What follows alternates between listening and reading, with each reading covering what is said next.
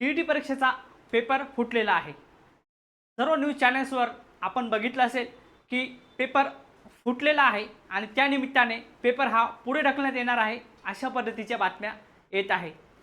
खूप लाजिरवाणी गोष्ट आहे। जे शिक्षक मित्र मागील 4 ते 5 महिन्यापासून तयारी करत आहेत त्यांच्यासाठी खूप धक्कादायक ही गोष्ट आहे।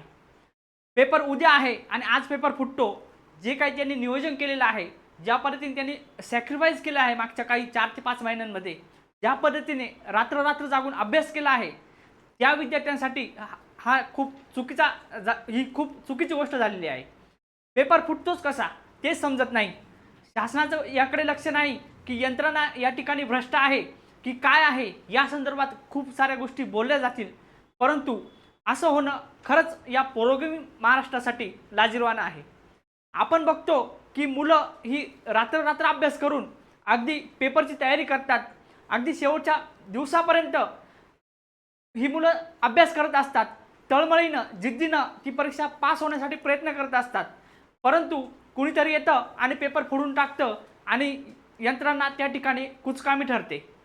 आता यामध्ये दोषी कोण आहे, काय आहे, या संदर्भात बोललं जाईल, पोलीस आपली कामं करतील, शासन या संदर्भात चौकशी करेल, परंतु जो मनस्ताप ह्या विद्यार्थ्यांना सहन करावा लागतो त्याला कुणीही वाली नसतं।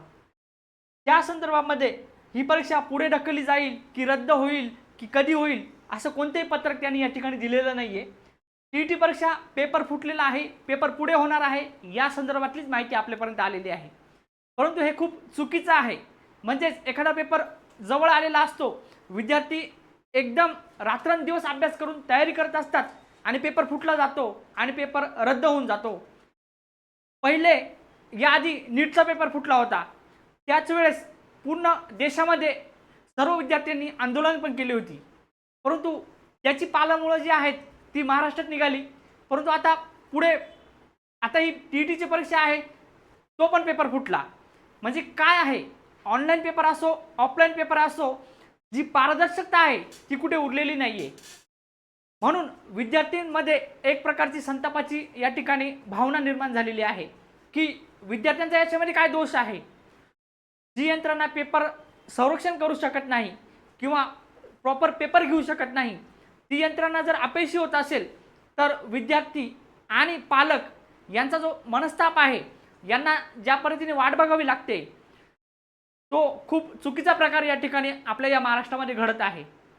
जे विद्यार्थी अभ्यास करतात, जी पालक त्या विद्यार्थ्यांना अभ्यासासाठी या ठिकाणी मोटिवेट करतात आणि ते सॅक्रिफाईस करतात। आता टीईटीची परीक्षेचा जर विचार केला तर खूप सारे शिक्षक मित्र या ठिकाणी अभ्यास करणारे, परीक्षा देणारे, त्या शिक्षक मित्रांसाठी जनगणना असेल, त्याचबरोबर त्यांच्या बाकीच्या काही ॲक्टिव्हिटी असून शाळा करून त्यांना या ठिकाणी पेपरचा अभ्यास करावा लागला आहे आणि अशा वेळेस त्यांना अचानक पेपर फुटतो म्हणजे त्यांना किती मनस्ताप येत असेल।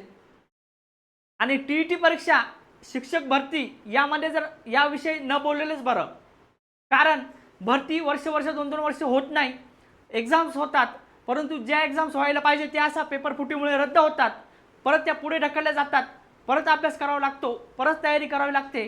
यातून खूप सारा मनस्ताप त्या विद्यार्थ्यांना भी सहन करावा लागतो आणि पालकांना आणि कुटुंबाला पण सहन करावा लागतो। म्हणून एक पारदर्शक यंत्रणा या ठिकाणी उभी करावी अशी या ठिकाणी शासनाला विनंती आहे की अशा पद्धतीने पेपर फुटीचे प्रकरण होऊ नये याची काळजी शासनाने नक्की घ्यायला पाहिजे। पेपर फुटला जातो आणि परीक्षा रद्द होऊन जाते हे बातम्यांमध्ये जरी सोपं वाटत असलं, परंतु जी मुलं या ठिकाणी परीक्षेची तयारी करतात, रात्रभर अभ्यास करतात, त्यांच्यासाठी मात्र ही खूप चुकीची गोष्ट या ठिकाणी ठरते आहे। आणि महाराष्ट्र राज्य परीक्षा परिषदेने फक्त एक पत्रक जाहीर केलेलं आहे आणि त्या पत्रकाच्या माध्यमातून त्यांनी असं सांगितलं आहे की कुठेतरी ठाण्यामध्ये एक गैरप्रकार घडलेला आहे। त्यांनी त्यांच्या ऑफिशियल वेबसाईटवर जाहीर प्रकटन केले आहे की महाटेट परीक्षा जून पुढे ढकलण्याबाबत एक पत्रक आलेलं आहे आणि या पत्रकाच्या माध्यमातून त्यांनी असं सांगितलं आहे की आपल्या परीक्षा या ठिकाणी होणार होत्या, परंतु प्रश्नपत्रिका लीक झाली किंवा कुठेतरी गैरप्रकार घडला आणि सेम प्रश्न या ठिकाणी त्यांना आढळून आले। पोलिसांनी कारवाई केली आणि महाराष्ट्र राज्य परीक्षा परिषदेने परीक्षा पुढे ढकलली गेली अशा पद्धतीचं एक परिपत्रक टाकून दिलं आणि विषय संपला। अशा पद्धतीने या पद्धतीने जे काही साखळ्या आहेत ज्या पद्धतीने हे जे लोक यामध्ये इन्व्हॉल्व आहेत त्यांच्यावर खरंच कारवाई होणार आहे का? 2019ला चुकीचे प्रकरण घडले, त्याचबरोबर नीट एक्झाम लीक झाली, त्याचबरोबर आता TETचा पेपर पण फुटला. म्हणजे ज्या काही एक्झाम होतात त्या व्यवस्थित का बरं पार पडत नाही? यामध्ये दोष कोणाचा आहे? विद्यार्थ्यांचा दोष आहे की पेपर फोडणाऱ्याचा दोष आहे? या संदर्भात चौकशी कोण करणार? म्हणजे महाराष्ट्राला लागलेला हा एक काळिंबा असं म्हणावं लागेल की नीट पेपर परीक्षासुद्धा महाराष्ट्रामध्येच नीटचा पेपर फुटला, परत TETचा पेपरसुद्धा महाराष्ट्रामध्येच फुटला. म्हणजे महाराष्ट्राची किती बदनामी होणार आहे याचं उत्तर कुणी देऊ शकत नाही. म्हणून या परीक्षा पुढे ढकलल्या जातील, परीक्षा पुढे होतच राहतील, परंतु विद्यार्थ्यांसाठी आणि पालकांसाठी या ठिकाणी सहानुभूतीपर निर्णय कोण घेणार आहे हेच या ठिकाणी समजत नाही आहे. खूप चुकीचं होत आहे. म्हणून आता विद्यार्थ्यांसाठी या ठिकाणी एक काही सूचना आहेत की पॅनिक व्हायचं नाही आहे. या चुकीच्या गोष्टी आहे, या चुकीच्या गोष्टी घडत आहे. पोलीस आणि शासन त्यांच्या पद्धतीने या ठिकाणी चौकशी करेलच, परंतु आता ही परीक्षा पुढे कधी होणार आहे, काय होणार आहे या संदर्भात परिपत्रक येईलच. पेपर फुटला आहे, परीक्षा पुढे ढकलली आहे, आपल्याला 15-20 दिवस, महिनाभर, 2 महिने आपल्याला पुढे अजून तयारी करावी लागणार आहे. हे सहन केल्याशिवाय आता या ठिकाणी विद्यार्थी फक्त सहन करू शकतात.